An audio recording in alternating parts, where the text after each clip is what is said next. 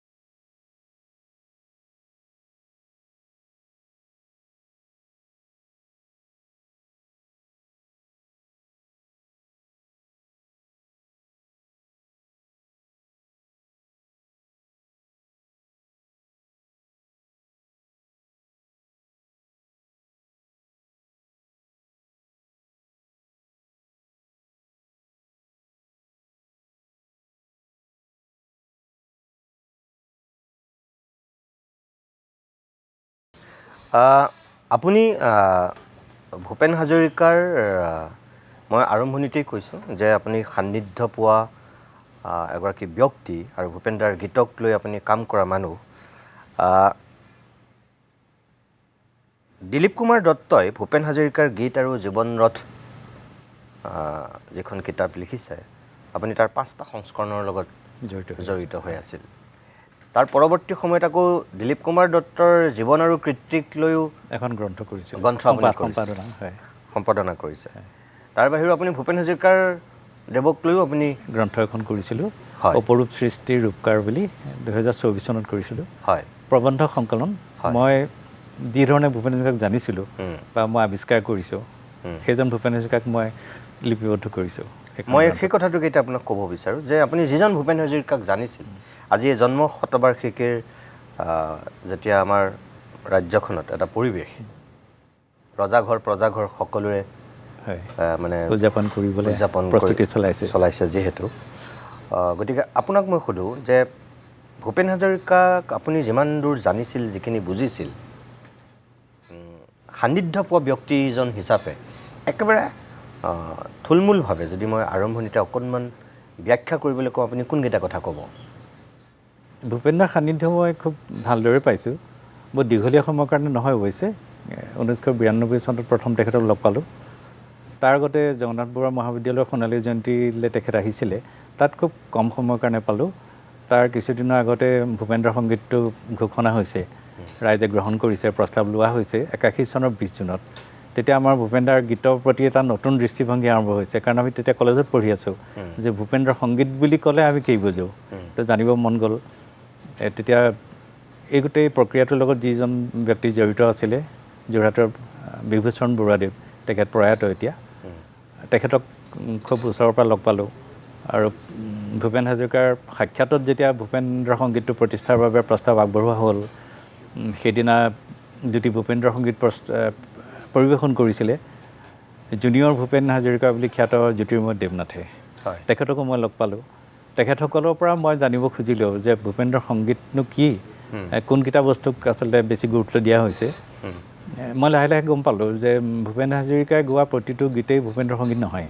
তেখেতে নিজে ৰচনা কৰা, সুৰ কৰা সেই গীতবিলাক হ'ব ভূপেন্দ্ৰ সংগীত। সেইটো তেখেতৰ কণ্ঠত নাথাকিব পাৰে। লতা মংগেশকাৰ গোৱা জোনাকৰে ৰাতিটো ভূপেন্দ্ৰ সংগীতেই হয়। আৰু সেই গীতবিলাকৰ যেতিয়া চৰ্চা আৰম্ভ হ'ল, নতুন দৃষ্টিভংগীৰে ৰাইজে আদৰি লৈছে, তেতিয়া মই ভূপেন হাজৰিকাৰ গীতৰ প্ৰতি বেছিকৈ আকৰ্ষিত হ'লোঁ। কাৰণ তাৰ আগলৈকে ক্লাছ 10লৈকে পঢ়া শুনাৰ বোজা আছিল। মই লাহে লাহে দিলীপ দত্তদেৱৰ প্ৰথম গ্ৰন্থখন ওলাইছে তেতিয়া, তেখেতলৈ মই এৰ'গ্ৰাম আছিলে তেতিয়া, এৰ'গ্ৰামত মই কিংষ্টনলৈ, ৰ'ড আইলেণ্ড ইউনিভাৰ্চিটিলৈ চিঠি লিখিলোঁ। গ্ৰন্থখনো আনিলোঁ। অনাৰ পিছত কিছু গীত নাছিলে, কিছু গীত আমি ৰেডিঅ'ৰ পৰা লিখি লিখি থওঁ। মোৰ বাইদেৱে লিখি দিয়ে, মায়ে লিখি দিয়ে, আমি তেতিয়া সৰুতো। তেতিয়া তেখেতলৈ লিখি পেলাই জনাওঁ যে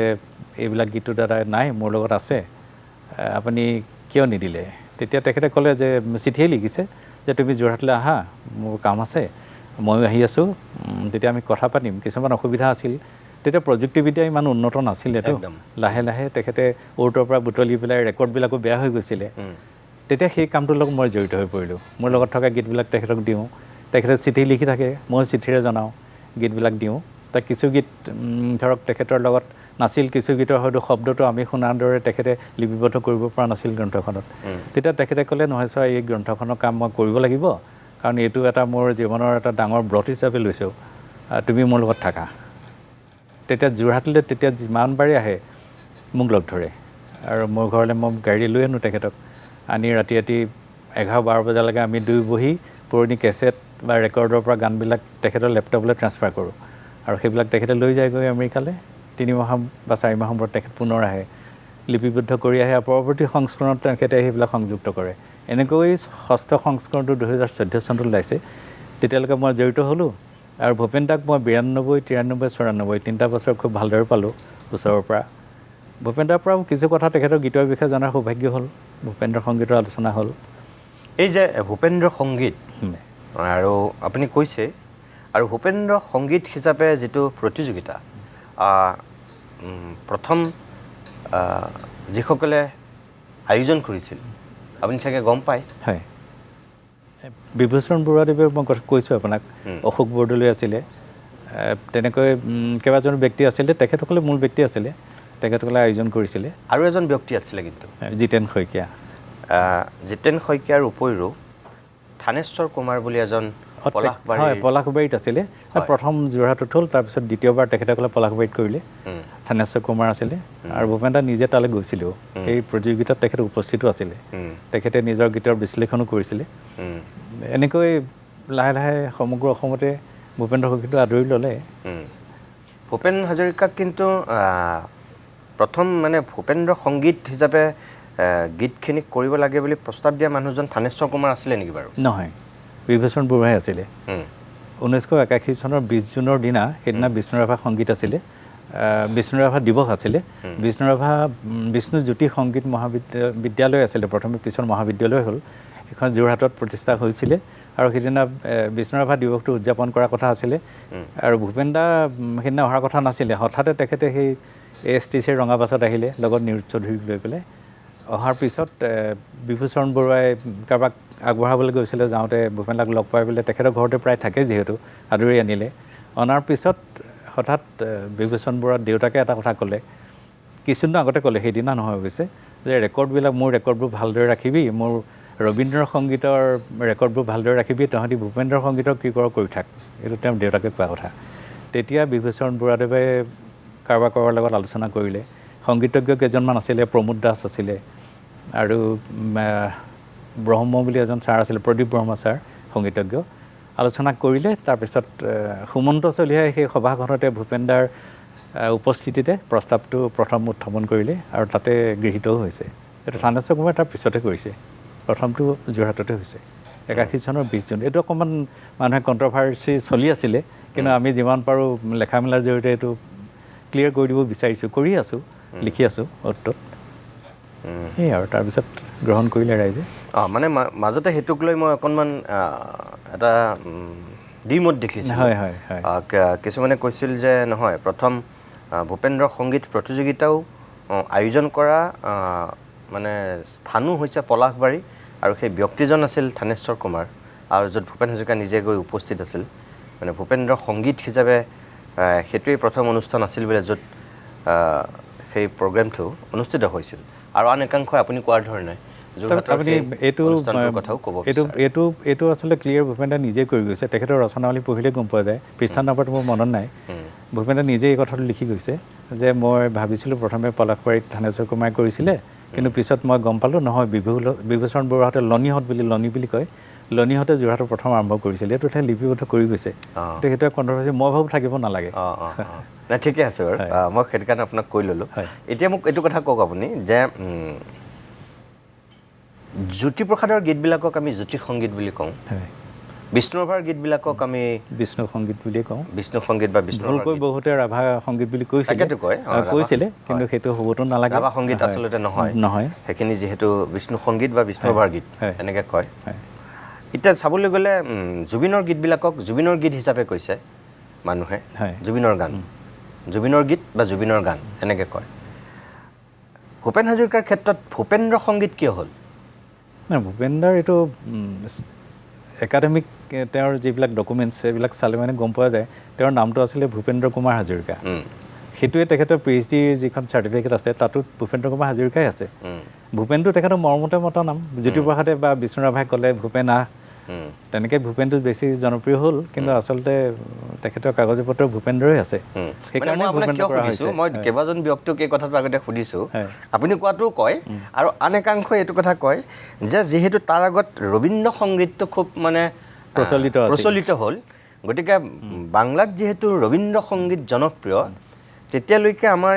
মানে ধৰক আমাৰ ইয়াত জ্যোতিপ্ৰসাদ আৰু বিষ্ণুৰাভাৰ পিছত ভূপেন হাজৰিকাই ধৰক যিটো বাংলা গীত যেনেকৈ প্ৰতিষ্ঠা কৰিছিল বা পশ্চিমবংগত গৈ ভূপেন হাজৰিকাই এটা সময়ত অসমৰ পৰা আঁতৰি থাকি পশ্চিমবংগত থাকি তেখেতৰ যিটো সাংস্কৃতিক চেতনাৰ প্ৰসাৰ আৰু প্ৰচাৰ ঘটালে বহুতে তেনেকৈ মানে একাংশই ভাবে যে ৰবীন্দ্ৰ সংগীতৰ আৰ্হিত ভূপেন্দ্ৰ সংগীত হয় ভূপেন্দ্ৰ হাজৰিকা বুলি তেওঁ চাৰ্টিফিকেটত নাম আছে কিন্তু অসমত তেওঁক ভূপেন হাজৰিকা বুলি কয় চাবলৈ গ'লে এতিয়া সেইফালৰ পৰা মানে নাই প্ৰভাৱটো আপুনি ঠিকেই কৈছে প্ৰভাৱটো মই নুই নকৰোঁ হয় মই আপোনাক অকণমান আগতে উল্লেখ কৰিছোঁৱে বিভূতিচৰণ বৰুৱাদেৱৰ দেউতাকে ভূপেন্দ্ৰ আচলতে তেতিয়া ৰবীন্দ্ৰনাথৰ গীত সমগ্ৰ পৃথিৱীতে আমাৰ অসমীয়া বা বঙালী ভাষী লোকসকলে পূৰা তেওঁলোকৰ মন আৰু মগজু চেতনত এইটো প্ৰতিত হৈ গৈছে হয় আৰু ৰবীন্দ্ৰনাথৰ প্ৰভাৱ ইমান সুদূৰ প্ৰসাৰী আছিলে যে ৰবীন্দ্ৰ সংগীত নুশুনা সেই চাম মানুহে নুশুনাকৈ কেতিয়াও সাৰি যোৱা নাছিল পাৰ্বতী প্ৰসাদ বৰুৱাই নিজে 2000 ৰবীন্দ্ৰ সংগীত মুখস্থ ৰাখিছিলে হয় আৰু সদায় তেখেতে শীতানত ৰবীন্দ্ৰ সংগীতৰ পুথিখন ৰাখিছিলে গতিকে সেইবিলাক প্ৰভাৱ আছিলে সেইকাৰণে বিভূতিচৰণ বৰুৱাদেৱৰ দেউতাকেও হেনো কৈছিলে যে তহঁতৰ ভূপেন্দ্ৰ সংগীতৰ যি কৰ কিন্তু মই ৰবীন্দ্ৰ সংগীতৰ ৰেকৰ্ডবোৰ তহঁতি নষ্ট নকৰিবি মই ভাবোঁ যে বিভূতিচৰণ বৰুৱাদেৱ এতিয়াতো জীয়াই নাই তেখেত জীয়াই থকা ৰবীন্দ্ৰৰ পৰা সেইটো প্ৰভাৱ নিশ্চয় তেখেতে সেই কথাটো ক'ব কৰিবলৈ যাওঁতে বোধহয় ভূপেন্দ্ৰ আৰু ভূপেন দাই যিহেতু সিদিনা উপস্থিত থাকোঁতে এবাৰো তেখেতে আপত্তি কৰা নাই হয় তেখেতে কেৱল এইটোৱে কৈছে যে সদায় দেখা যায় যে মানুহবিলাক বা সংগীতজ্ঞবিলাকক মৃত্যুৰ পিছতহে এনেধৰণৰ স্বীকৃতি দিয়ে মোক জীয়াই থাকোঁতে তোমালোকে কিয় দিলা মই হয়তো বেছি দিন নাথাকিম নেকি জীয়াই এইটো তেখেতে তাৰ ৰখালাৰ কথা ঠিক আছে আমি এনেকৈ কথা পাতিম আৰু এটা গীত আমি অকণমান শুনি ল'ম কি শুনাব এইবাৰ আন এটা গীত মই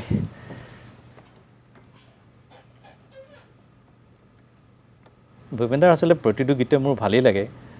মই বুকু হম হম কৰেটো গাওঁ মোৰ খুব প্ৰিয় গীত এইটো ঠিক আছে হ'ব এই গীতটো এইবাবেই লৈছোঁ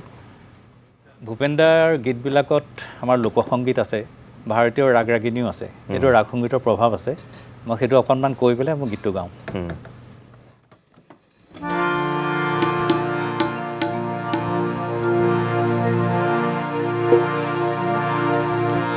सारे गा पा धा सा सा धा पा गा रे सा गा रे सा रे सा धा सा रे गा এইটো ভূপালী ৰাগ আৰু ভূপেন দাই ভূপালী ৰাগৰ ওপৰতে গীতটো প্ৰতিষ্ঠা কৰি গৈছে বুকু হম হম কৰে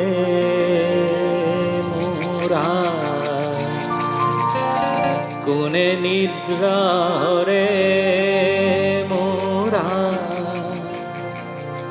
পুত্র হই মই কি মতে তর আই তোরে হই মই মরু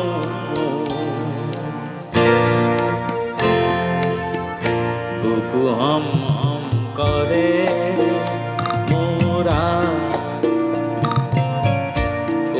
নিদ্রা রে মোরা পুত্র হই মই কি মতে তর আই তোরে হই মই মরু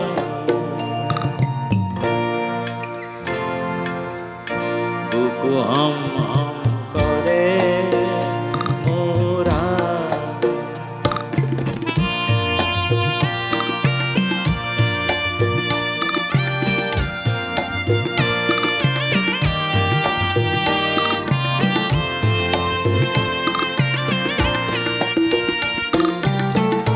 দেখরে চন্দ্রমা আই ধারে আপরে অগণি কালিকা দেহ রন্ধ্রে রন্ধ্রে সরে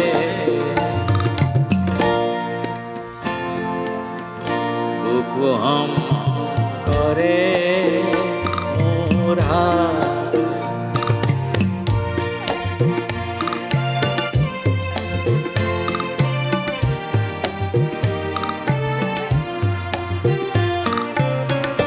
বজ্র সমদৃহ চৌপাশৰে চৌপাশৰে গৰ্ভেদি কিঞ্চিত নাই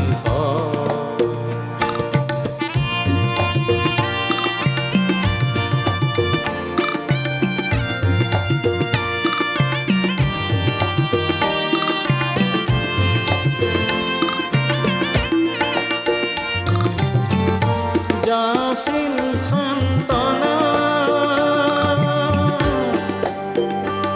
আই মুক্তি প্ৰভাতেৰে থাপিং থাপনা আই সুনীতি আগেৰে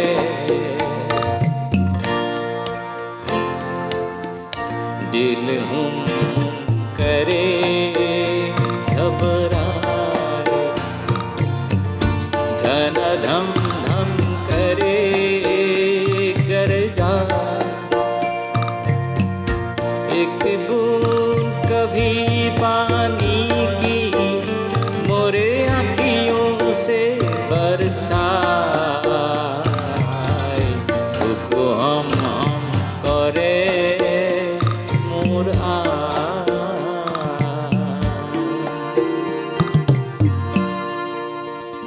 ধন্যবাদ।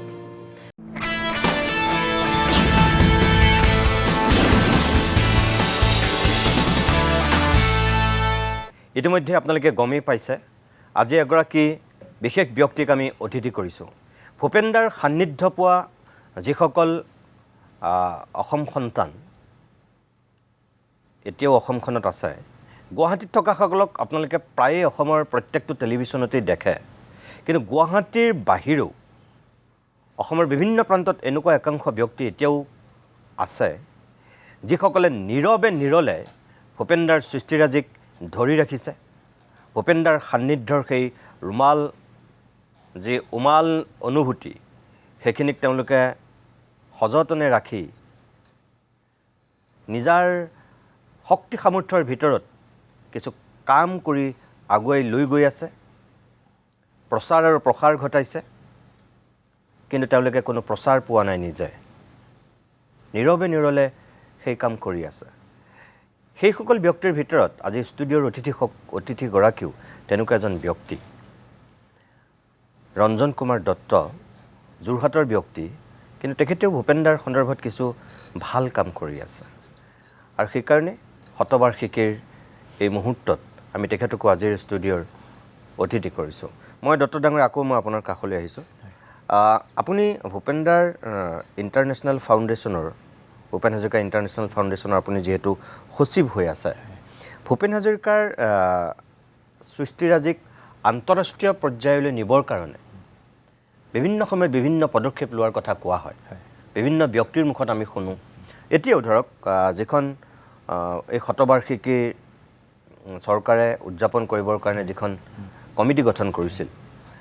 সেই কমিটিৰ লক্ষ্য উদ্দেশ্য স্বয়ং মুখ্যমন্ত্ৰীও সদৰি কৰিছিল, আৰু ভূপেনদাৰ সন্দৰ্ভত এখন বিশেষ গ্ৰন্থও প্ৰকাশ কৰা হৈছে ইতিমধ্যেই। তাৰ বাহিৰেও ভূপেনদাৰ সৃষ্টিৰাজিক আন্তঃৰাষ্ট্ৰীয় পৰ্যায়ত প্ৰতিষ্ঠা কৰিবৰ কাৰণেও যিখিনি উদ্যোগ লোৱা হৈছে, আপুনি নিজে সেই ইণ্টাৰনেশ্যনেল ফাউণ্ডেশ্যনৰ আপুনি সচিব, কিমান দূৰ এই ক্ষেত্ৰত অসমৰ মানুহ সফল হোৱা বুলি আপুনি ব্যক্তিগতভাৱে অনুভৱ কৰে? এইটো এটা খুব জটিল বিষয় বুলি মই ভাবোঁ, কিয়নো কবিতা এটা অনুবাদ কৰিবলৈ ভাল, যিকোনো পৃথিৱীৰ যিকোনো ভাষালৈ অনুবাদ কৰিব পাৰি, যিটো আক্ষৰিক অৰ্থত যিটো অনুবাদ হয়, কিন্তু গীত এটা অনুবাদ কৰা যথেষ্ট কঠিন কাম, কাৰণ গীতটো যদি গাব পৰা হৈ নাথাকে তেতিয়া গীত বুলি ক'ব নোৱাৰি, কবিতাই হৈ থাকিব। সেইকাৰণে আচলতে বহুতে হাত দিবলৈ ভয়ো কৰে, আৰু মোৰ কেতিয়াবা এটা কথাত দুখ লাগে, আচৰিতো লাগে যে ভূপেনদা জীয়াই থাকোঁতেই, খুব সপ্ৰতিভ হৈ থাকোঁতেই তেখেতৰ আশে পাশে থকা যিসকল মানুহ আছিলে তেখেতসকলে কিয় ভূপেনদাক এই কথাটোত অকণমান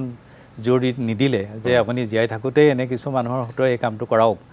যে ইংৰাজীলৈ অনুবাদ কৰক 10টা গীত বা 50টা গীত কৰক, তেখেতেও বাছি দিয়ক, যিটো কাম ৰবীন্দ্ৰনাথে কৰিছিলে। গীতাঞ্জলিখন যদি তেখেতে নিজেই লণ্ডনত থাকি নল'লেহেঁতেন, তেখেতে অনুবাদ নকৰালেহেঁতেন, গীতাঞ্জলি কেতিয়াও নোবেল প্ৰাইজ নাপালেহেঁতেন। আমি কওঁহে বব ডিলানতকৈ ভূপেনদা ওপৰত বুলি বা কিবা এনেকুৱা ধৰণে আমি তুলনা কৰি ভাল পাওঁ, বব ডিলানে এনেকৈ কৈছিলে বুলি কৈহে ভাল পাওঁ, কিন্তু আমি কাম একো কৰা নাই, পৃথিৱীটো জনা নাই। ইংৰাজীলৈ ভূপেনদাৰ পুত্ৰ তেজ হাজৰিকাই এখন গ্ৰন্থ অনুবাদ কৰিছিলে, প্ৰথম কৰাইছিলে, কৰা নাই তেখেতে নিজে। তেখেতৰ নিউয়ৰ্কত এটা পাব্লিকেশ্যন আছে, কুল গ্ৰুভ পাব্লিকেশ্যন, কুল গ্ৰুভৰ পৰা দ্য উইংড হৰ্চ নামে এখন গ্ৰন্থ ওলাইছিলে, তাত 76টা গীত আছিলে, সেইকেইটা গাব পৰাকৈ কৰা হৈছিলে। এইটো কৰা মানুহজন গুৱাহাটীৰ মানুহ চৈয়দ আহমেদ শ্বাহ, তেখেত ঢুকাই গ'ল এতিয়া। তেখেতে তাৰে 6টা 7টামান গান নিজে গাইছিলেও, আৰু তেখেতৰ ছোৱালীহঁতৰ ইংৰাজীত এইটো ৰেকৰ্ডেই কৰাইছিলে সেইকেইটা পোৱা যায় গীতকেইটা তাৰপিছত যিবিলাক গীত অনুবাদ হৈছে ইংৰাজীলৈ বহু গীতে অনুবাদ হৈছে বহু গ্ৰন্থ ওলাইছে কিন্তু গাব পৰাকৈ আচলতে প্ৰতিটো গীতকে উপযুক্ত বুলি আমি ক'ব নোৱাৰোঁ সমস্যা সেইটোৱেই যিজন ব্যক্তিয়ে অনুবাদ কৰে তেখেত যদি সংগীতৰ লগত জড়িত হয় তেতিয়া গীতবিলাকৰ অনুবাদটো বেছি ভাল হ'ব পাৰফেক্ট হ'ব গাব পৰাটো হ'ব লাগিব নহ'লে বাহিৰলৈতো নাযাব কিতাপ পঢ়া মানুহ ধৰক আজিকালি ইমান বেছি আমি আছে আগৰ দৰেতো নাই এতিয়া প্ৰযুক্তিবিলাক কৰিছে হয় প্ৰবন্ধ এটা অনুবাদ কৰিব পাৰি আৰু এটা গীত অনুবাদ কৰাৰ মাজত পাৰ্থক্য আছে বহুত পাৰ্থক্য আছে বহুত পাৰ্থক্য কাৰণ তাৰ ছন্দ মিলাব লাগিব সুৰ মিলাব লাগিব প্ৰতিটো শব্দ এতিয়া মই যিটো কাম কৰিলোঁ এই কামটো মোক আচলতে সহযোগ কৰিছে ডক্টৰ বিনোদ কুমাৰ গগৈ বুলি যোৰহাটৰ এজন গৱেষক পণ্ডিত তেখেত বিজ্ঞানী তেখেত অৱসৰপ্ৰাপ্ত বিজ্ঞানী তেখেতে বিভিন্ন ভাষা অধ্যয়ন কৰিছে আচলতে মই ভাষাবিদ বুলি কওঁ 4টামান ভাষা তেখেতে জানে তেখেতে ফ্ৰেঞ্চ লেংগুৱেজ ফৰাচী ভাষা জানে স্পেনিছ জানে জাৰ্মানী জানে আৰু এতিয়াও তেখেতে অধ্যয়ন কৰি আছে তেখেতৰ লগত কিবা মোৰ সৌভাগ্য তেখেতৰ লগত সংযোগ হ'ল তাৰপিছত আমি দুয়ো বহি প্ৰথমে আমি এটা স্পেনিছ গীত স্পেনিছলৈ নিবৰ কাৰণে এটা চেষ্টা কৰিলোঁ তেতিয়া ভাবিলোঁ কোনটো গীত নিয়া যায় মোৰ প্ৰিয় জনগণ বুলি ভূপেন দা এটি গীত গাইছে তেখেতৰ জীৱনৰ লগত গীতটো মিল আছে যথেষ্ট তেখেতৰ আদৰ্শৰ লগত মিলে কিন্তু গীতটো লিখিছিলে বেংগলৰ অনিল দত্ত বুলি এজনে আৰু ভূপেন দাই সেইটো নিজেই গীতটো ভাল পাই অসমীয়ালৈ অনুবাদ কৰি গাইছে সেই গীতটোকে আমি ল'লোঁ কাৰণ তেখেতৰ ফিলচফিটো যাতে বাহিৰৰ মানুহে জানে সেই গীতটি আমি পিছত মোৰ কণ্ঠতে এইটো মানিবদ্ধ হ'ল কৰা হ'ল স্পেনিছত কৰা হ'ল আৰু এই কামটো কৰিবৰ কাৰণে আমি মেণ্টৰ হিচাপে দিল্লী ইউনিভাৰ্চিটিৰ ডক্টৰ তন্ময় সোণোৱাল তেখেত স্পেনিছৰ গৱেষক এজন তেখেতৰ পৰা আমি মেণ্টৰ হিচাপে তেখেতক ৰাখিলোঁ তেখেতে আমাৰ ভুল কি ক'ত হৈছিলে সেইখিনি শুধৰাই দিলে তেখেতে আমাৰ প্ৰনাউন্সিয়েশ্যন চাই দিলে আজিকালি প্ৰনাউন্সিয়েশ্যন চাবৰ কাৰণে কিছুমান এপ আছে স্পেনিছত ইংৰাজীত দি দিলে স্পেনিছত সেইটো প্ৰনাউন্সিয়েশ্যন কৰি দিয়ে আমি গীতটো গাবৰ কাৰণে যিমানকেইটা শব্দ শিকিব লাগে সেইকেইটা মই শিকি ল'লোঁ ছমাহতকৈ বেছি লাগিলে 8 মাহমান লাগিলে সেই গীতটো মই বাণীবদ্ধ কৰিলোঁ আৰু 2024 চনত অৰুণাচলৰ জিৰত আমি ভূপেন দাৰ জন্মদিনটো উদযাপন কৰিছিলোঁ অৰুণাচলবাসীৰ লগত কৰিছিলোঁ তেতিয়া তাতে সেই গীতটো ৰিলিজ কৰিলোঁ স্পেনিছত সেইটো মোৰ প্ৰিয় জনগণ আচ্ছা তাৰপিছত বেলেগ বেলেগ ভাষাটো কৰিছোঁ জাৰ্মান ভাষাটো কৰিছোঁ সেইটো সেই বিনোদ গগৈ দাদা আৰু মই লগ লাগি কৰিছোঁ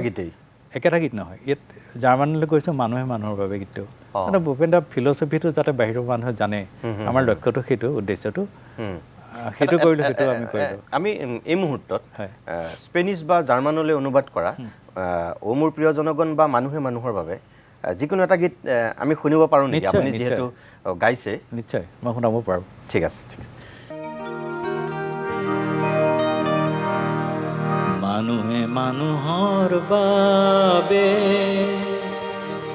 যদিহে অকণো নেভাবে অকণি সহানুভূতিৰে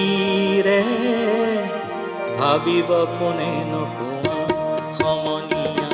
মানুহে মানুহৰ বাবে যদিহে অকণো নেভাবে অকণি সহানুভূতিৰে ভাবিব কোনে নকোৱা সমনীয়া Der Mensch pure dimension wenn kein mit Gefühl hat mit ein wenig mit Gefühl wer fühlt dann mit ihnen sag's mir Freund der Mensch pure dimension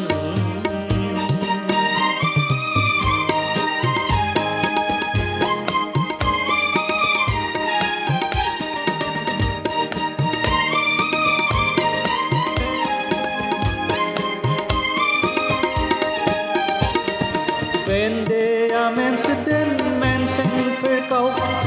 wenn der Mensch den Menschen kauft, wenn der Mensch den Menschen verkauft, wenn der Mensch den Menschen kauft, জলতালতে গেছিসতে বিদার হলেন, জলতালতে গেছিসতে বিদার হলেন, wäre das kein Fehler,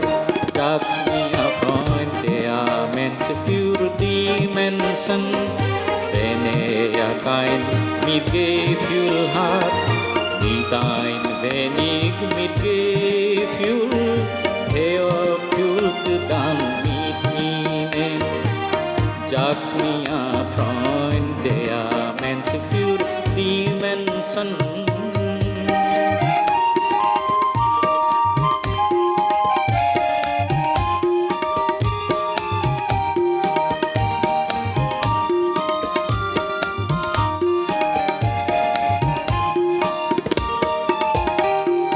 দুর্বল মানুহে যদি জীবনৰ কোবাল নদী পাৰ হয় তোমাৰে সাহস তুমি হেৰুৱা bulky wenn die Armen den heftigen Fluss des Lebens mit deiner Hilfe überqueren, was verlierst aber du? মানুহ যদি হে নহয় মানুহ দানৱ কাহানিও নহয় মানুহ মানুহ যদি হে নহয় মানুহ দানৱ কাহানিও নহয় মানুহ যদি দানৱ কাহানি বা হয় মানুহ লাজ পাব কোনে নকোৱা সমনীয়া মানুহে মানুহৰ বাবে যদিহে অকণো নেভাবে অকণি সহানুভূতিৰে ভাবিব কোনে নকোৱা সমনীয়া মানুহে মানুহৰ বাবে এইটো জাৰ্মান ভাষালৈ অনুবাদ কৰা আছিল জাৰ্মান ভাষা বিনোদ গগৈয়ে কৰিছিলে বিনোদ গগৈ কৰিছে হয় আৰু এক্সপাৰ্ট কমেণ্ট লৈ লৈছোঁ লৈ হয়। পেলাই জাৰ্মান কাপোল এটাও আমাৰ চিনাকিত আছিলে হয় মানে অসমৰ জোৱাই হ'ব তেওঁ জাৰ্মানীতে থাকে হয় তেখেতলৈ পঠাইছোঁ মাজে মাজে তেখেতে আমাৰ কিবা থাকিলে কৈ দিয়ে তাৰপৰা টেক্সট কৰে তেনেকৈ আমি সম্পূৰ্ণ কৰিলোঁ গীতটো আচ্ছা ধন্যবাদ জনাইছোঁ বাৰু প্ৰিয় দৰ্শক মই কৈছোঁ আপোনালোকক যে কেনেকুৱা কিছু কাম একাংশ ব্যক্তিয়ে খুব আন্তৰিকতাৰে কৰি আছে যিটো সঁচা অৰ্থত ভূপেনদাৰ সৃষ্টিৰাজিক আন্তঃৰাষ্ট্ৰীয় পৰ্যায়ত লৈ যোৱাত ক'ৰবাত নহয় ক'ৰবাত অলপ হ'লেও সহায়ক হ'ব আৰু দত্ত ডাঙৰীয়া তেনেকুৱা এগৰাকী ব্যক্তি এইমাত্ৰ মানুহে মানুহৰ বাবে যিটো পৃথিৱীৰ অন্যতম এটা শ্ৰেষ্ঠ গীত সেই গীতটোক জাৰ্মান ভাষালৈ অনুবাদ কৰি এনেকৈ লৈ যাব বিচৰা হৈছে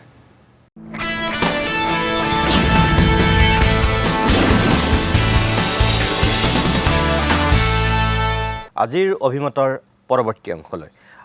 মই দত্ত ডাঙৰীয়া আকৌ আপোনাৰ কাষলৈ আহিছোঁ জাৰ্মানৰ গীতটো আপুনি গালে আপুনি স্পেনিছৰ এটা গীতৰ কথা বিৰতিৰ পূৰ্বে আপুনি কৈছিল অকণমান আমি সেই গীতটো শুনি লওঁ নেকি নিশ্চয় এইটো অ মোৰ প্ৰিয় জনগণ হয় এইটো ভূপেন্দ্ৰৰ প্ৰিয় গীত আছিলে তেখেতে নিজেই এইটো বাংলাৰ পৰা অসমীয়ালৈ অনুবাদ কৰি লৈছিলে হয় আমাৰ ভাল লাগিলে তেখেতৰ ফিলচফিটো মই ভাবিছোঁ এই গীতটোৱে কেৰি কৰিব পাৰে এই গীতটো আমি সেইকাৰণে বহুত চেষ্টা কৰিলোঁ ঠিক আছে যে স্পেনিছত হয় আমি গীতটো শুনি লওঁ হয় তাৰপিছত আকৌ কথা পাতিম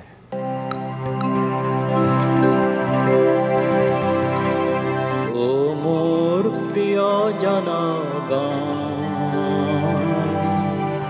মই গাওঁ তোমাৰে গান ও মোৰ প্ৰিয় জনগণ মই গাওঁ তোমাৰে গান কণ্ঠ মোৰ আছে যতদিন কথা দিলোঁ মই ততদিন কণ্ঠ মোৰ আছে যতদিন কথা দিলোঁ মই ততদিন গাম তোমাৰে গান গাম তোমাৰে গান ও mi gente querida yo canto tu canción Oh, mi gente querida, yo canto tu canción. Mientras tenga yo voz, os prometo que mientras tenga yo voz, os prometo que tu canción, cantaré tu canción, oh মোৰ প্ৰিয় জনগণ, মই গাওঁ তোমাৰে গান।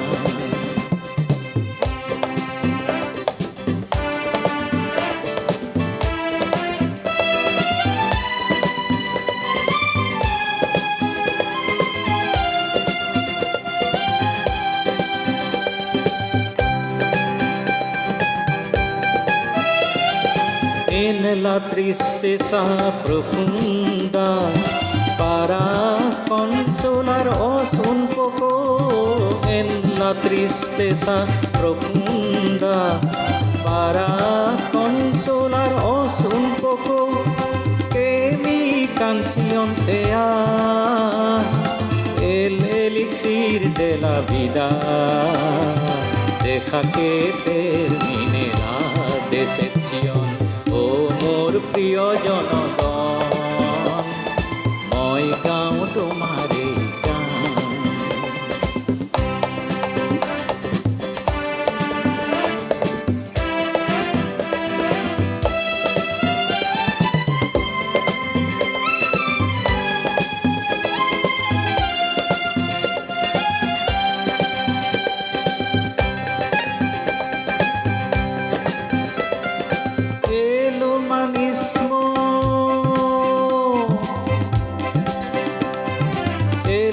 Materia favorita que da tanta alegría, es mi materia favorita que me da tanta alegría, toda la vida cantando para la gente. Yo respeto a la gente, মোৰ প্ৰিয় জনগণ, মই গাওঁ তোমাৰে গান। কণ্ঠ মোৰ আছে যতদিন, কথা দিলোঁ মই ততদিন গাম তোমাৰে গান, গাম তোমাৰে গান, অ' মোৰ প্ৰিয় জনগণ, মই গাওঁ তোমাৰে গান, অ' মোৰ প্ৰিয় জনগণ, মই গাওঁ তোমাৰে গান। ধন্যবাদ জনাইছোঁ আপোনাক। এনেকৈ আপুনি নিজৰ ফালৰ পৰাও আপুনি উদ্যোগ লৈছে আৰু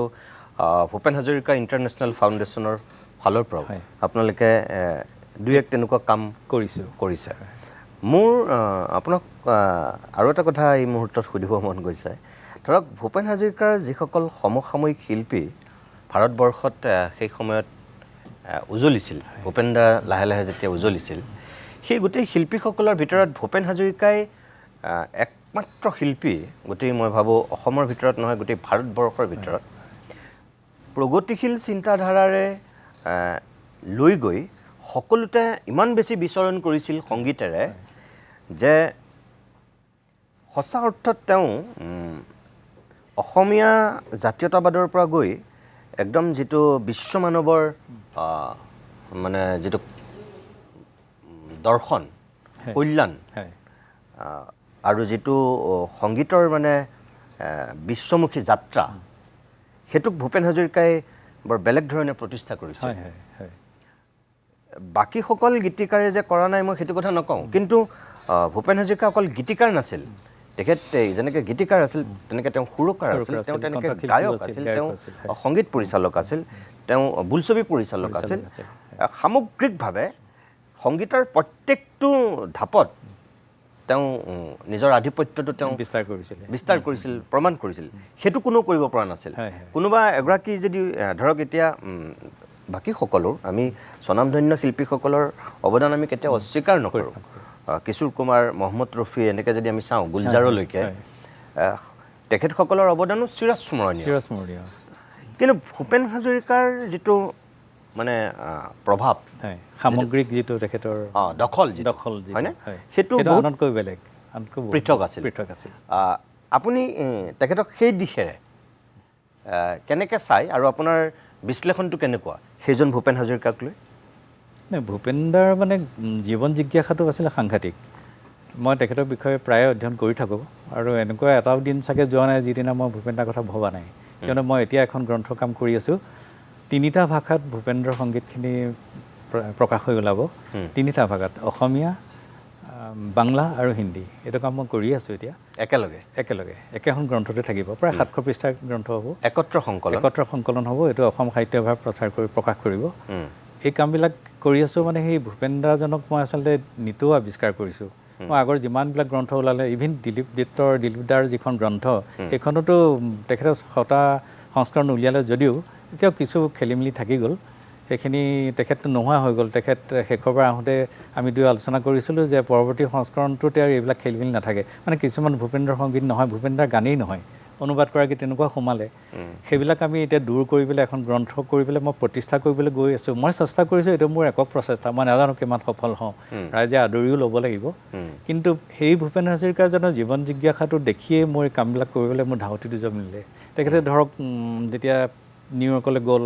কলম্বিয়া বিশ্ববিদ্যালয়ত পঢ়িবলৈ গ'ল, তেখেতে প্ৰথমেই চাব আপুনি, তেখেতে যিটো যাত্ৰাপথ সেইটো আনতকৈ বেলেগ আছিলে, অগতানুগতিক পথ এটা। তেখেতে ইয়াৰ পৰা ফ্লাইটত গুচি যাব পাৰিলেহেঁতেন, দিল্লীৰ পৰা গুচি যাব পাৰিলেহেঁতেন। কিন্তু তেখেতে জাহাজেৰে গৈছে, তেখেতৰ এমাহ নে 2 মাহ লাগিছে। এই মাৰ্চে বন্দৰ গ'ল, পেৰিছত ৰ'ল, পেৰিছ গৈ পোৱাৰ লগে লগে 2-3টাত জাহাজখন ৰাখিব বুলি কোৱাৰ লগে লগে তেখেতে লগে লগে কৈছে যে ইয়াৰ পৰা মই পাব্লো পিকাচোক লগ ধৰিব খোজোঁ। তেখেতৰ ঘৰ ক'ত? বোলে পেৰিছলৈ ইয়াৰ পৰা ৰে'লত যাব লাগিব। ৰে'লৰ টিকেট এটা দিয়া যেনে তেনে যোগাৰ কৰিছে। তেখেত গৈছে, ৰাতিটো এখন ৰেষ্টুৰেণ্টত আছে, কাৰণ ৰাতিপুৱা সেইফালে মৰ্ণিং ৱাক কৰিব পাব্লো পিকাচোৱে। তেখেতক লগ ধৰিব লাগে। এই যে জীৱন জিজ্ঞাসাটো, পাব্লো পিকাচো আহিছে, অকণমান দেৰি 2 মিনিট বা 5 মিনিট কথা পাতিছে, কিন্তু সেই জিজ্ঞাসাটো সকলোৰে নাথাকে। মোৰ সেইকাৰণে তেখেতৰ প্ৰতি মোৰো অন্বেষণৰ শেষ নাই। আপুনি ঠিকেই কৈছে। তেনেকৈ ধৰক আপুনি পিকাচোৰ কথা যেনেকৈ কৈছে, তেনেকৈ আমি ছমাৰছেট মমৰ কথা আমি পঢ়িছোঁ। হয়, কিন্তু সেই ছমাৰছেট মমক ভূপেন হাজৰিকাই লগ পাইছে আমেৰিকাত, নহয়নে? আৰু তেওঁ পল ৰবচনৰ নিচিনা মানুহৰ তেওঁ সান্নিধ্য পাইছে। তেওঁ তাত গৈ আপুনি আমি যদি চাওঁ তেনেহ'লে সেই তেতিয়াৰ দিনতেই সংগীত শিকা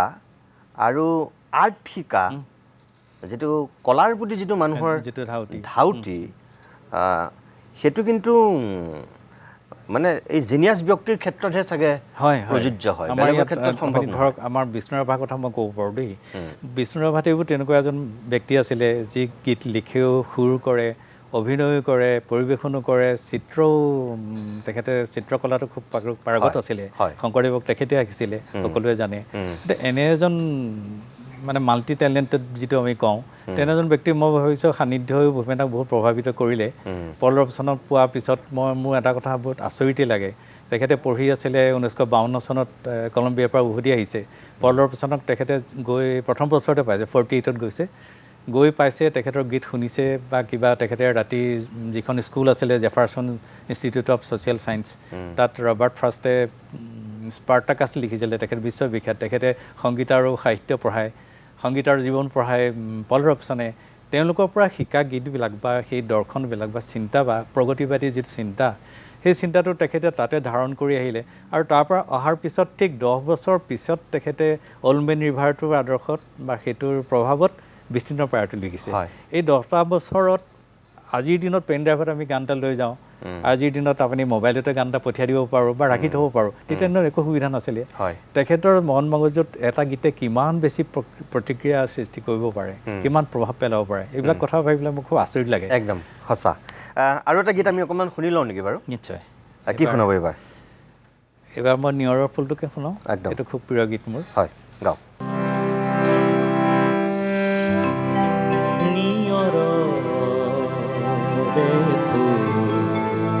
এই গীতটো ৰচনা কৰিছিলে নৱকান্ত বৰুৱাদেৱে। এইটো কবিতা আছিলে, গীত হিচাপে নাছিলে। এদিন ভূপেন হাজৰিকাদেৱক দেখুৱালে গীতটো, কবিতাটো। ভূপেন হাজৰিকাদেৱে ক'লে যে এইটো মোক দিয়ক, মই এইটো সুৰ কৰি গাম। নৱকান্ত বৰুৱাদেৱে ক'লে যে গীত এটা বা কবিতা এটা উলিয়াই দিলে মোৰ ছোৱালীজনী বিয়া দিয়া নিচিনা লাগে, উলিয়াই দিয়া নিচিনা লাগে। তেতিয়া ভূপেন দাই কৈছিলে যে চিন্তা নকৰিব, মই দূৰৈকৈ পুখুৰী খনাই নিদিওঁ, এই গীতটি মই বাণীবদ্ধ কৰি শুনাম আপোনাক। মোৰ খুব প্ৰিয় গীত, ভূপেন্দ্ৰৰ প্ৰিয় গীত। নিয়ৰৰে ফুল এপাহ ফুলিল এপাহ সৰিল কেনি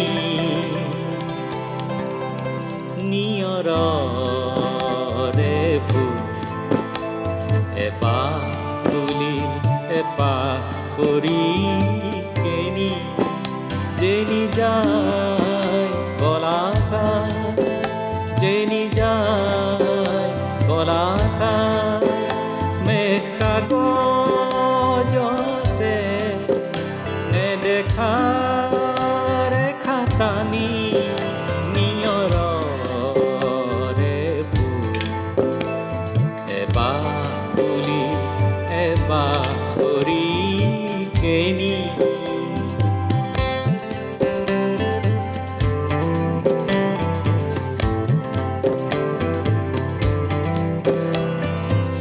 আইনুজনীৰ চকুৰ মণিত দিনৰ পাহাৰ নাচিছিল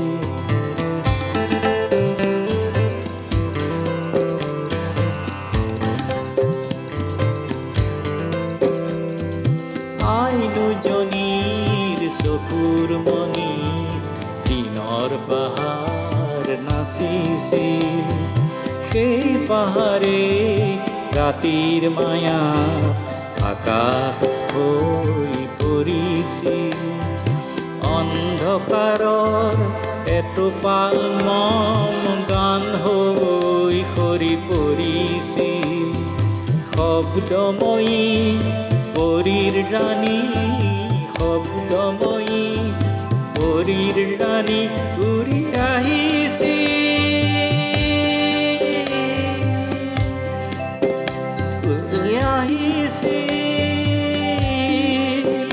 গনি গনি তৰাৰ মালাৰ মণি গনি গনি তৰাৰ মালাৰ মণি নিয়ৰৰে ফুল এপাহ ফুলি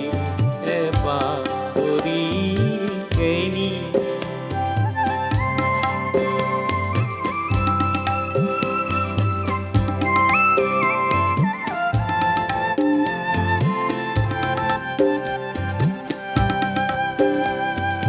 কণ্ঠমণিৰ গুণগুণনি সেই কণ্ঠমণিৰ গুণগুণনি সেই কণ্ঠমণিৰ গুণগুণনি সেই কণ্ঠমণিৰ গুণগুণনি সৰি পৰি সৰি পৰি ৰাতিৰ নিয়ৰ হ'ল এপাহ ফুলি এপাহ সৰি কেনি এপাহ ফুলি এপাহ সৰি কেনি যেনি যায় কলাকাৰ যেনি যায় কলাকাৰ মেঘ কাগজতে নেদেখা ৰেখা টানি নিয়ৰৰে ফুল এপাহ ফুলি এপাহ সৰি কেনি এপাহ ফুলি এপাহ সৰি কেনি এপাহ ফুলি এপাহ সৰি কেনি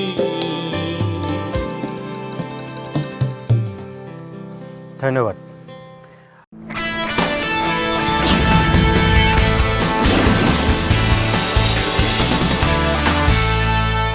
মই দত্ত ডাঙৰীয়া, যিহেতু সুধাকণ্ঠৰ শতবাৰ্ষিকী, এইখিনি সময়ত চৰকাৰৰ ফালৰ পৰা যিবিলাক পদক্ষেপ লোৱা হৈছে তাৰ বাহিৰেও আপুনি এগৰাকী সচেতন ব্যক্তি হিচাপে, ভূপেন্দাৰ অনুৰাগী হিচাপে সমগ্ৰ জাতিটোৱে আৰু কোনখিনি কামত হাত দিয়াটো বিচাৰে বা আগুৱাই নিয়াটো বিচাৰে আপুনি? মই ভাবোঁ বিশ্ব সাহিত্য বুলি এটা কথা আমি কৈ থাকোঁ বিশ্ব সাহিত্য মানে অনুবাদ অবিহনে বিশ্ব সাহিত্য বুলি কোনো অৱস্থিতি নাথাকিবই অনুবাদ লাগিবই আমি বিশ্বৰ যিটো প্ৰান্তৰে গ্ৰন্থ পঢ়িব নিবিচাৰোঁ যদি অনুবাদ কৰা নাযায় যিকোনো ভাৰতীয় ভাষাত আমিতো পঢ়িব নোৱাৰোঁ আমি বুজি নাপাওঁ সেইকাৰণে ভাবোঁ যে ভূপেন্দ্ৰৰ গীতখিনি প্ৰথমে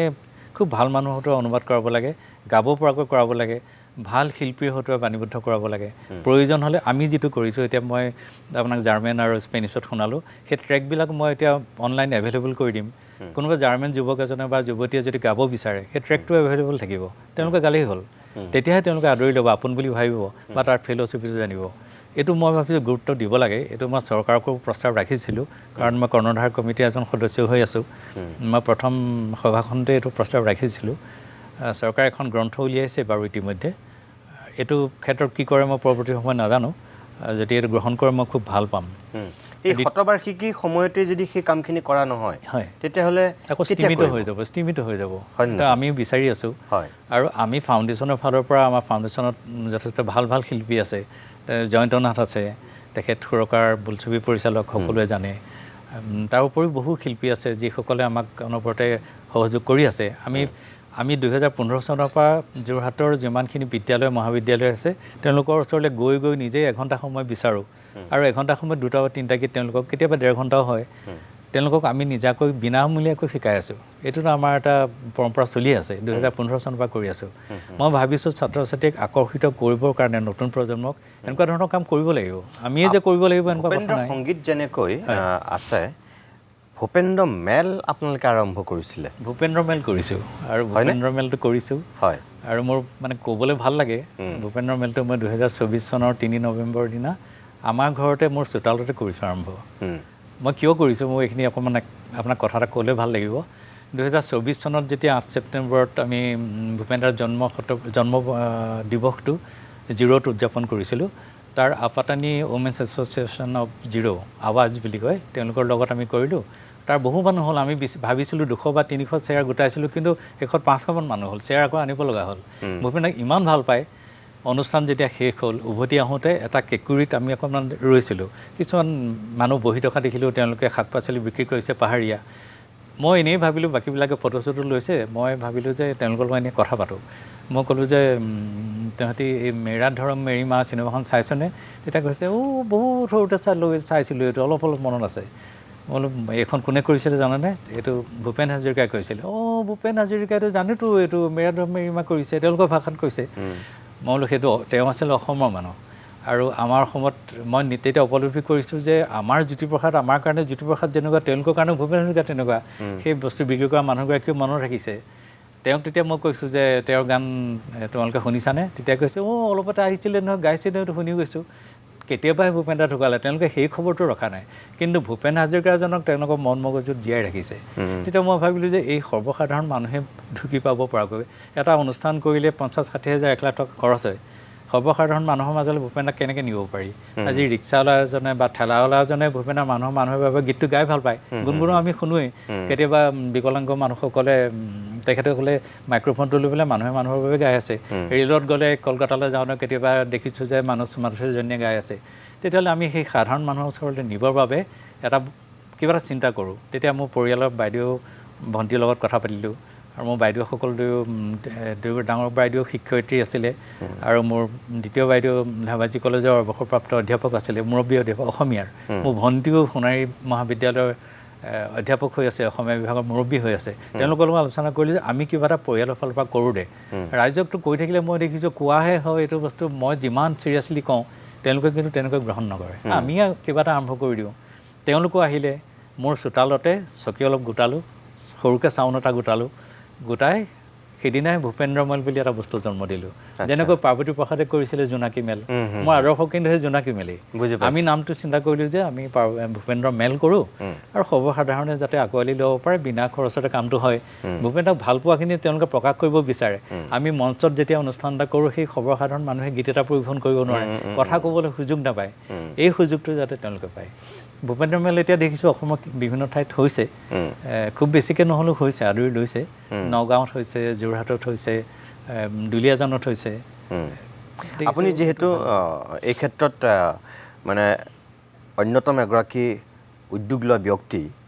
আৰু ইণ্টাৰনেশ্যনেল ফাউণ্ডেশ্যনৰ আপুনি সচিবৰ দায়িত্বটো আছে মই ভাবোঁ এইটো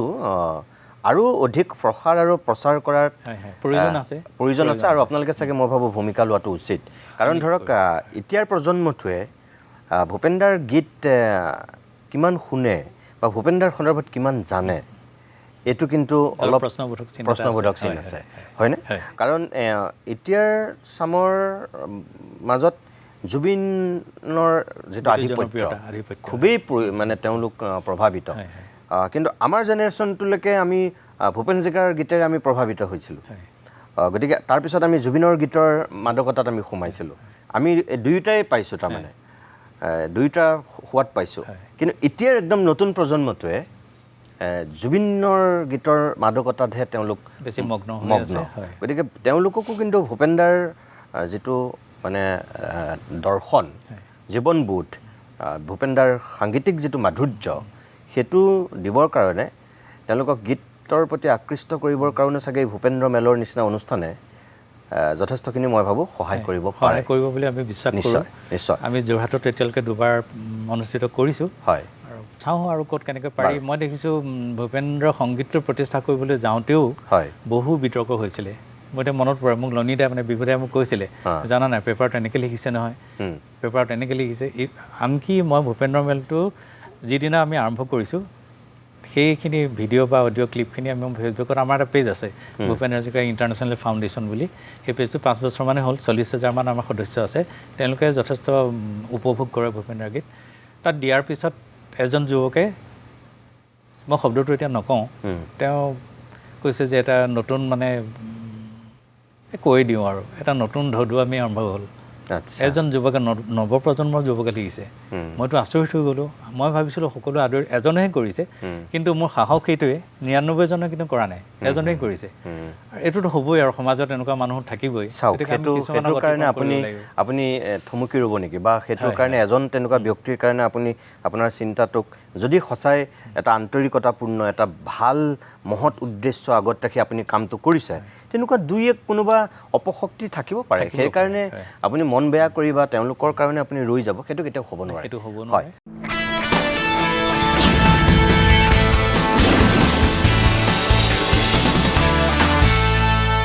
মই কৈছিলোঁ আপোনালোকক যে ৰঞ্জন কুমাৰ দত্ত আজিৰ অভিমতৰ অতিথি প্ৰথমবাৰৰ কাৰণে তেখেত অভিমতৰ আচলতে অতিথি হৈছে ভূপেন হাজৰিকাৰ জন্ম শতবাৰ্ষিকী যিটো পৰিৱেশ সেই পৰিৱেশটোৰ লগত সংগতি ৰাখিয়ে আমি তেখেতক আজি ষ্টুডিঅ'ৰ অতিথি কৰিছোঁ কাৰণ ভূপেনদাৰ সন্দৰ্ভত তেখেতে কিছু কাম কৰি আছে নীৰৱে নিৰলে এনেকুৱা কিছু মানুহ আছে যি খুব আন্তৰিকতাৰে কিছুমান ভাল কাম কৰি আছে তেখেতসকলকো কেতিয়াবা এখন মঞ্চ দিবৰ কাৰণেই মাজে মাজে মই ষ্টুডিঅ'লৈ মাতি আনো অতিথি কৰোঁ আৰু তেখেতকো আজি সেই উদ্দেশ্যৰে মাতি আনিছিলোঁ আমি অনুষ্ঠানটো এতিয়া শেষ কৰিম একদম শেষৰ ফাললৈ আহিছোঁ মই শেষত আপোনাক এটা কথা কওঁ ভূপেন হাজৰিকা অকল গায়ক নাছিল গীতিকাৰ নাছিল সংগীত পৰিচালক নাছিল সুৰকাৰ নাছিল ভূপেন হাজৰিকা এজন ভাল সাহিত্যিকো ভূপেন হাজৰিকাৰ যিটো সাংবাদিকতা আজিৰ প্ৰজন্মই নাজানে ভূপেন হাজৰিকাৰ যিটো গদ্যশৈলী লিখনিৰ যিটো ষ্টাইল সেইটো নাজানে ভূপেন হাজৰিকা যে এজন ভাল লেখক খুব ভাল গদ্যৰ স্ৰষ্টা আছিল অকল গায়কজনতে আমি সীমাবদ্ধ ৰাখোঁ আজি জন্ম শতবাৰ্ষিকীৰ এই পৰিৱেশত আপুনি নাভাবেনে যে সাহিত্যিক ভূপেন হাজৰিকাজনকো বা সেই সুকীয়া গদ্যশৈলীৰ স্ৰষ্টাজনকো অসমৰ উঠি অহা স্বামটোক জনাবৰ কাৰণে কিছু পদক্ষেপ লোৱাটো দৰকাৰ অতি প্ৰয়োজনীয় এইটো আমি কিছুদিনৰ আগত ঠিক 3 বছৰমানৰ আগতে নগাঁৱৰ দুজন ব্যক্তি ৰতিমোহন নাথ তেখেতে ভূপেনদাৰ ৰচনাৱলীখিনি সম্পাদনা কৰিছে ৰঞ্জন বেজবৰুৱা তেখেতে সংস্কৃতত ভূপেনদাৰ গীত কৰিছে আমি আলোচনা প্ৰায় কৰি থাকোঁ তেতিয়া আমি ৰতিমোহন দাই মোক এদিন ক'লে যে এই কামটো কৰিব পাৰিনে যে ভূপেনদাৰ সৃষ্টিখিনিক গদ্যখিনিক ভূপেনদাৰ সাহিত্য হিচাপে আমি এটা ঘোষণা কৰিব পাৰোঁ নেকি তেতিয়া মই নগেন শইকীয়া ছাৰৰ লগত কথা পাতিলোঁ ছাৰে ক'লে যে নহয় মই এইটো তোমাক উৎসাহটো এতিয়া নিদিওঁ কাৰণ এইটো এটা গভীৰ বিষয় মানে খুব বেছি আৱেগিক হৈ কামটো কৰিব নালাগে কিন্তু তোমালোকে বস্তুখিনি সংগ্ৰহ কৰা আমি সংগ্ৰহ কৰিলোঁ ভূপেনদাৰ প্ৰায় 500মান প্ৰবন্ধ আছে এইটো আমাৰ সংগ্ৰহতো আছে, ৰচনাৱলীতো আছেই বাৰু, আৰু কিছুমান আমাৰ প্ৰতিনিধি গতি, বিন্দু এইবিলাক আলোচনী তেখেতে মাইক্ৰমিনি আলোচনী কৰিছিলে, প্ৰতিধ্বনি এইবিলাকত বহুত সিঁচৰতি হৈ আছে, কিছুতো সংগ্ৰহ হৈ গ'ল, 500তকৈ অধিক হ'ব। সেইখিনিত মই ভাবোঁ নতুন প্ৰজন্মই কেতিয়াও নাজানে। এইখিনি যদি কেনেবাকৈ ডিজিটেল কৰিব পাৰি, ডিজিটাইজ কৰিব পাৰি, অনলাইন যদি এভেইলেবল কৰিব পাৰোঁ, আৰু এই শতবৰ্ষত এইটো কৰাটো খুব জৰুৰী বুলি ভাবোঁ। এইটো অনলাইনত উপলব্ধ হ'বই লাগিব। আজিকালি আপোনালোক যিহেতু কমিটিত আছে, কৰ্ণধাৰ কমিটি, গতিকে মই আপোনাক অনুৰোধ কৰিছোঁ আজি যে এই ক্ষেত্ৰতো মই ভাবোঁ চাগে আপোনালোকে কিছু আগভাগ লোৱাটো দৰকাৰ আছে। মই এতিয়া যদি কৰ্ণধাৰ কমিটি আকৌ এখন বৈঠক হয়, নিশ্চয় হ'ব, কাৰণ এবাৰ ভাৰত মণ্ডপত হ'ব সামৰণি অনুষ্ঠানটো, তালৈ আমিতো যামেই। যদি সভাখন সঁচাকৈ হয়, ইয়াৰ মুখ্যমন্ত্ৰীয়ে যদি আমাক মাতে আকৌ, তেতিয়াহ'লে মই এই প্ৰস্তাৱটো নিশ্চয় ৰাখিম। ভাল বাৰু, ভাল লাগিব নিশ্চয়। ধন্যবাদ। মই অনুষ্ঠানটো শেষ কৰিম, এতিয়া একদম শেষৰ এটা গীত আপুনি গাব লাগিব, কোনটো গাব? ঔ মিচিং ডেকাতি, মোৰ খুব প্ৰিয় গীত। একদম।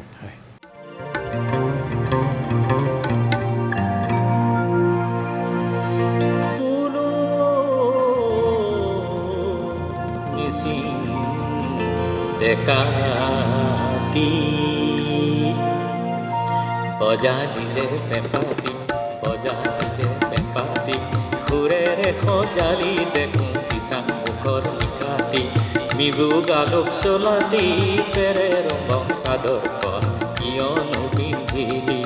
মূৰত দেখোঁ তুমেৰ দি গামোচা দিলি, আৰু তোৰে পুৰুষ দেহাতে ফুটি ফুটি উঠিছে সেউজ ৰঙৰ জীয়া জীয়া হৈ নিতম্বী।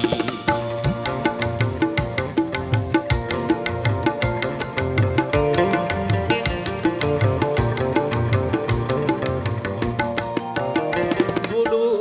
মিচিং গাভৰু একে মেখেলাতে তই এন্ধাৰ সানিলি, অৰিহাখনিত তামুলি তাকা ৰঙা তৰা বাচিলি, ডেকাতিৰ সোণৰ বাঁহীৰ সতে কুংগাং বজালি, সৰিয়হৰ ফুল হেন্দ্ৰিবি গাছেংখনি তই বুকুতে বান্ধিলি, আৰু কপি উঠিল দিচাঙৰে মিঠা মিঠা মিঠা ধৌতি।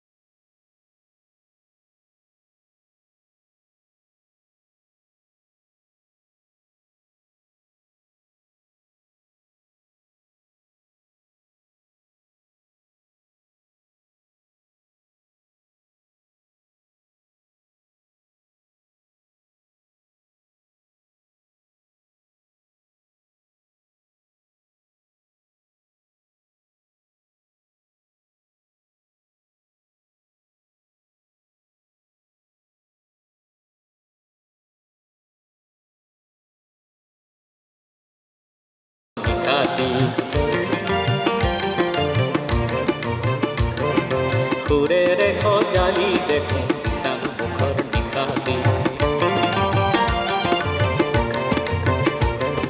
সুৰেৰে সজালি দেখোঁ কিষাণ মুখৰ নিশাতি।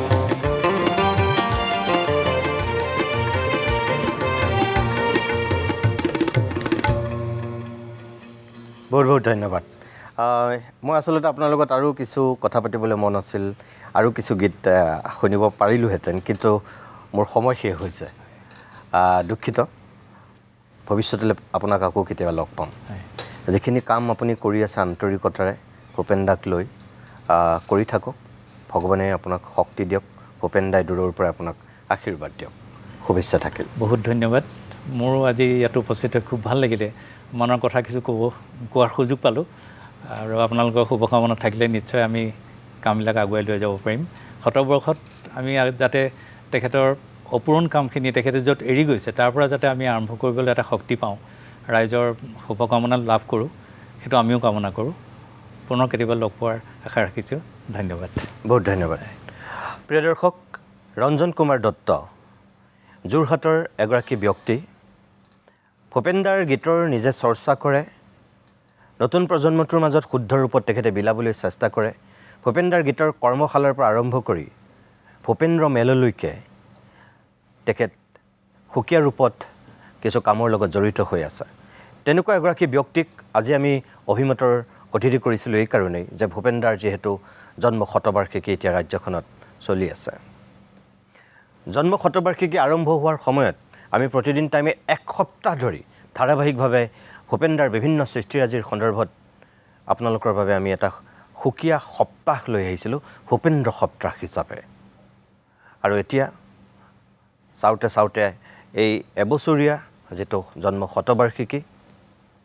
শেষৰ ফাললৈ আহি আছে। আৰু তেনেকুৱা সময়ত আমি দুই এক ব্যক্তিকো মাজে মাজে ষ্টুডিঅ'ৰ অতিথি কৰাৰ চেষ্টা কৰি আছোঁ। ভূপেনদাৰ সন্দৰ্ভত গীত, কিছু কথা চৰ্চা কৰিছোঁ, আপোনালোককো জনাইছোঁ। এই নীৰৱে নিৰলে কাম কৰি থকা